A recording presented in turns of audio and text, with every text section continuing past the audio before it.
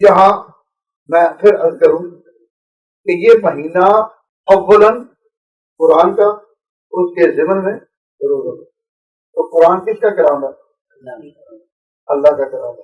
تو اللہ تبارک و تعالیٰ کا کلام ہے، جب آپ اس کا استقبال کریں، جب اس کا استقبال کریں تو پھر انداز بھی خدا والے اختیار کریں۔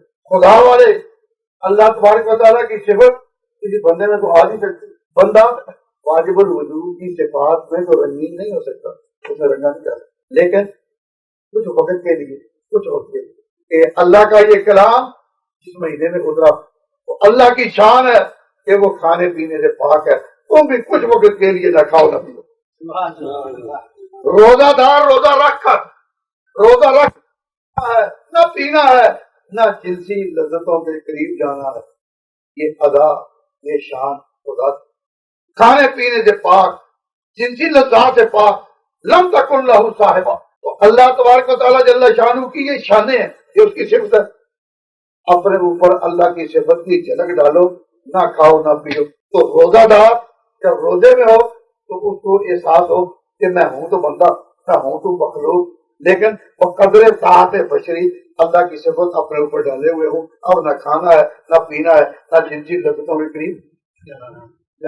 اللہ معاذ اللہ ثم معاذ اللہ جھوٹ بولتا ہے، اس سے پاک ہے، اس سے پاک اللہ تبارک و تعالیٰ جھوٹ سے پاک۔ تو تم روزے میں جھوٹ بولو گے؟ کیوں کہ خدا کی صفات کی جھلک اپنے اوپر اتارنی ہے، تو کم از کم جھوٹ سے بھی بچو، قول الزور اس سے بچو۔ من لم یدع قول الزور والعمل بہ، جو شخص اس قسم کی بات سے بچے نہیں، اللہ کو کوئی حاجت نہیں کہ وہ کھانے پینے سے بچا رہے۔ کھانے پینے سے بچا رہنا یہ بھی اللہ تبارک و تعالیٰ کی شان تھی، لیکن اس کے ساتھ جھوٹ نہیں بولنا، جھوٹ نہیں بولنا، اور کوئی ایسی بات نہیں کرنا جو خدا کی شان کے خلاف۔ کیوں؟ اللہ تبارک و تعالیٰ کی صفت کے تم۔ اب بتائیے بھائی کوئی نیند تو نہیں آ رہی؟ نیند جان کا نہیں، میں مسئلہ بیان کر رہا ہوں کہ نیند جب آئے انسان کو تو یہ کمزوری کا نشان ہے۔ تھک گئے، نیند آ رہی ہے، سارا دن بھوکے رہے، نیند آ رہی ہے، لیکن اب نیند نہیں آئی۔ کیوں؟ پتا ہے کہ مٹھائی تو دعا کے بعد ملے۔ ہاں اگر مٹھائی پہلے ہوتی تو پھر نیند جلدی آتی۔ میں یہ کہنا چاہتا ہوں کہ نیند نشان کا ہے کمزوری کا۔ اللہ کی شان ہے لا تأخذہ سنۃ ولا نوم۔ اللہ تعالیٰ کو نہ نیند آئے نہ اونگ، وہ نیند اور اونگ سے پاک ہے۔ تو نہ سونا کس کی شان تھی؟ تو کچھ وقت کے لیے اس کی اسی جھلک کو ڈالو اپنے اوپر۔ رمضان آیا، رمضان کے اعمال کیا ہے کہ رات ہے آرام کے لیے، رات کا اول حصہ تراویح نے لے لیا، پچھلا حصہ ساری نے لے لیا۔ حکمت خدا بندی ہے کہ مسلمان اپنی نیند کاٹیں۔ جب وہ اپنی نیند کاٹیں گے میرے قریب ہوں گے، کیونکہ نہ سونا تو میری شان ہے۔ تو جب جاگنا پڑے تراویح میں سمجھو اللہ کی صفت کی جھلک اتار دیں گے، جب اٹھنا پڑے ساری میں تو سمجھو اللہ کی صفت کی جھلک اتار دیں گے۔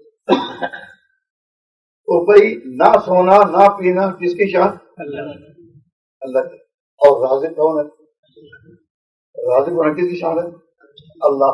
تو اس مہینے میں اللہ کی صفت کی جھلک اپنے اوپر اتارتے ہوئے اپنے چھوٹوں اور کمزوروں کے رزق کا صبح پڑھو۔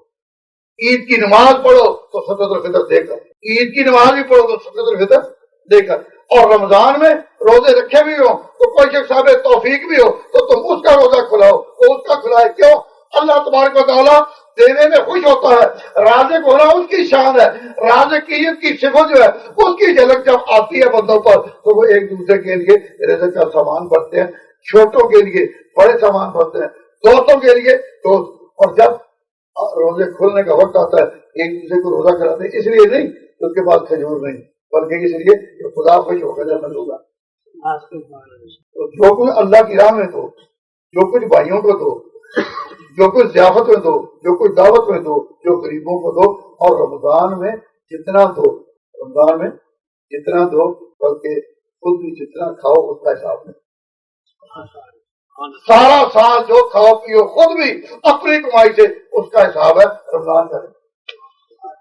یزاد فی رزق المومن، اس میں مومن کا رزق بڑھا دیا جاتا ہے. بھائی نہ کھانے اور نہ پینے سے تو رزق بچنا چاہیے یا بڑھنا؟ بھائی نہ کھانے اور نہ پینے سے تو کم ہونا چاہیے. لیکن عجیب شان ہے کہ ہر کوئی اپنے گھر کا خرچہ دیکھ لے کہ رمضان میں زیادہ ہوتا ہے، تو نہ کھانے اور نہ پینے سے تو بچنا چاہیے تھا. لیکن حدیث میں آتا ہے یزاد فی رزق المومن،